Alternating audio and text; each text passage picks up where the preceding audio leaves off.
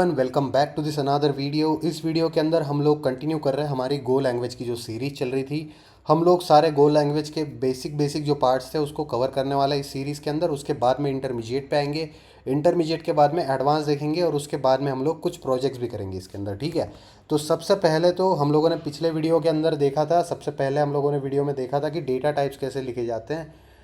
गो language के अंदर कौन से डेटा टाइप्स होते हैं, कैसे इस्तेमाल होते हैं, वो चीज़ें हम लोगों ने देखी।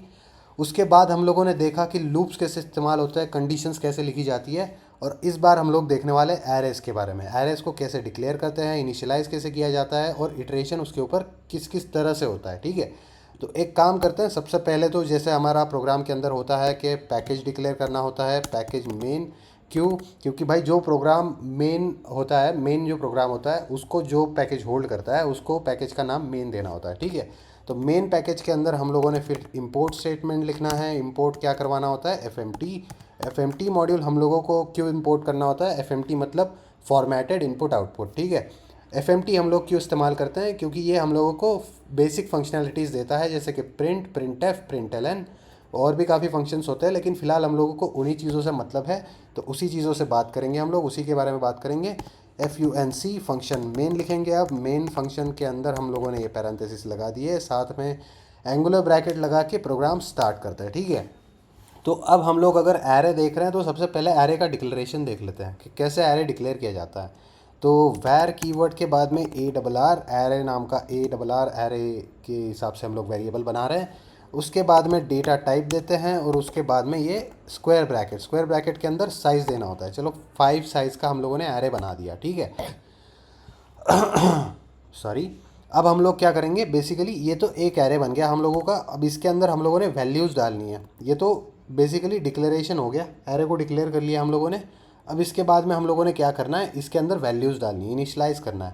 उसके लिए एरे ऑफ, उसके बाद में इसके अंदर इंडेक्स डालना होता है 0, एरे ऑफ 0 के अंदर 1 डाल दो, ठीक है।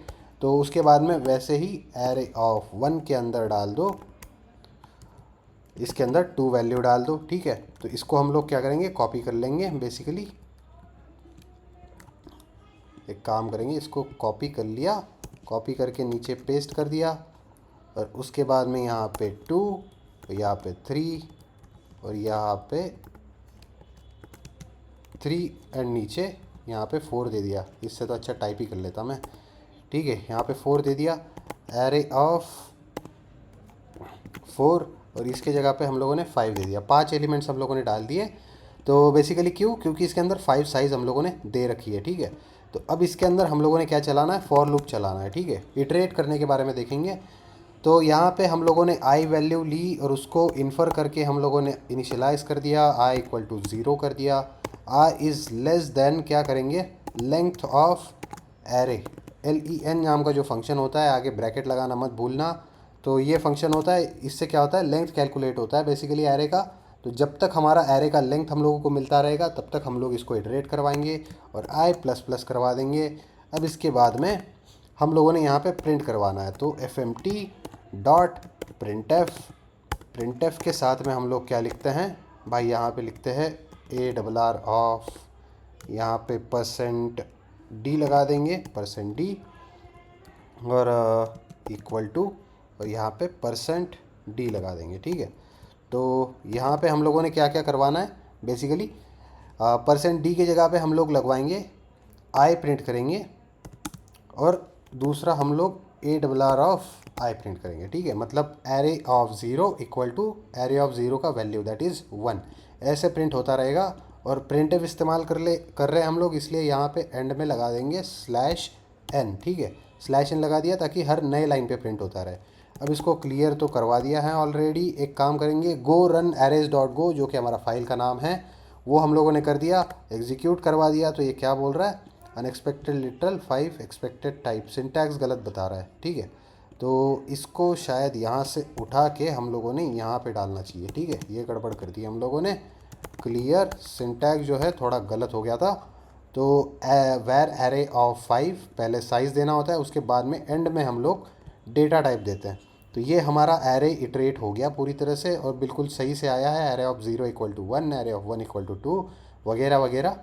तो ये एक टाइप हो गया जिससे हम लोग एरे को डिक्लेयर करते हैं और इनिशियलाइज मतलब उसके अंदर वैल्यू असाइन करते हैं और उसके बाद में इटरेट करते हैं।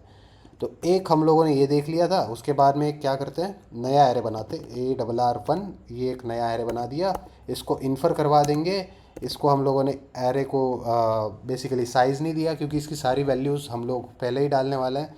तो स्ट्रिंग टाइप दे देते हैं इसका स्ट्रिंग, और इसके बाद में एंगुलर ब्रैकेट के अंदर स्ट्रिंग्स देनी होंगी। क्या देंगे, राम, उसके बाद में यहाँ पे श्याम देंगे, श्याम, और यहाँ पे देंगे चलो राधा दे देते हैं, राधा। चलो भगवान के नाम से प्रोग्राम लिखते हैं, चलो ठीक है। तो ये हो गया हमारा एरे 1। एरे 1 को हम लोगों को प्रिंट करवाना है तो कैसे करवाएंगे, फॉर इंडेक्स और उसके बाद में कॉमा। मतलब क्या हो गया, ये इंडेक्स जो है वो रेफ़र करेगा, काउंटिंग करेगा बेसिकली। तो ये इंडेक्स है एक न्यूमेरिक वेरिएबल। अब इसके बाद में names in what, names in range of array 1, ठीक है। ये हो गया हमारा फॉर लूप। इसके अंदर क्या था, बेसिकली नेम्स रेफ़र करेगा एरे 1 को। एरे 1 के अंदर जितने भी एलिमेंट्स लिखे हैं उनको इटरेट करता रहेगा, ठीक है। fmt डॉट printf, फिर से printf करवाएंगे, यहाँ पे %d करवाएंगे, %d, और यहाँ पे %s करवाएंगे, ठीक है। तो %d और %s करवा दिया, यहाँ पे इंडेक्स और साथ ही में नेम, नेम्स की जगह पे यहाँ पे नेम लिखना चाहिए हम लोगों ने, नेम सही रहेगा, ठीक है। तो ये करवा दिया। अब होपफुली ये रन हो जाना चाहिए। क्लियर करवाते हैं, गो रन एरेज डॉट गो, और ये आ गया 0 राम, 1 श्याम, 2 राधा, और ये एंड में ये %, ये मुझे बिल्कुल पसंद नहीं आता, ये नल कैरेक्टर। यहाँ पे लगा देंगे /n, जिससे क्या होगा कि सेपरेटली हम लोगों को प्रिंट करवा के मिल जाएगा, ठीक है। 0 राम, 1 श्याम और 2 राधा। तो ये दो तरीके हो गए जिससे हम लोग फॉर लूप को इटरेट करवा सकते हैं। ये दो तरीके हो गए जिससे हम लोग एरे को डिक्लेयर कर सकते हैं और इनिशियलाइज कर सकते हैं, और यहाँ पे वैल्यू असाइन कैसे करते हैं वो भी हम लोगों ने देख लिया। सो बेसिकली यही था इस वीडियो के अंदर। बेसिकली हम लोगों ने जितना भी कुछ अभी तक सीखा है ये सारे काफ़ी बेसिक टाइप्स है, लेकिन एरे और उसके आगे हम लोग जो देखेंगे, पॉइंटर्स देखेंगे, उसके बाद में स्ट्रक्चर्स देखेंगे, तो ये सारी चीज़ें कंपोजिट डेटा टाइप्स के अंदर आती है, ठीक है। कंपोजिट डेटा टाइप्स का जो हिस्सा है आगे के शायद 4 से 5 वीडियो जो होंगे, ये पकड़ के जो होंगे वो 5 वीडियोज़ होंगे।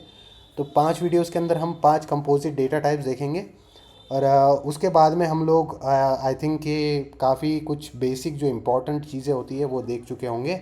उसके बाद में हम लोग इंटरमीडिएट के ऊपर जाएंगे धीरे धीरे, ठीक है। एकदम जल्दी नहीं जाना है, एकदम पूरा बेसिक क्लियर करके जाना है, ठीक है। तो ये हमारा हो गया इस वीडियो के लिए जितना भी था।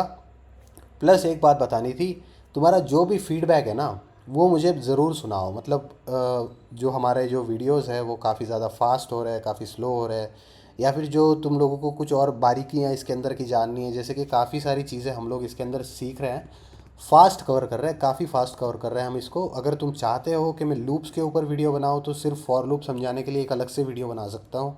उसके अंदर फॉर लूप को तुम काफ़ी डिटेल में जान सकते हो। अगर तुम लोग वो चाहते हो तो वो बना सकते हैं हम लोग, नहीं तो ये अगर तुम लोगों को समझ में आ रहा है तो भाई वेल एंड गुड है, ठीक है। तो जो भी तुम लोगों को लग रहा होगा वो सारा फीडबैक मुझे दो ताकि मैं इम्प्रूव कर सकूँ और अच्छे वीडियोस बना सकूँ, ठीक है। तो that's it for this video. मिलते हैं अगले वीडियो में, तब तक के लिए बाय बाय।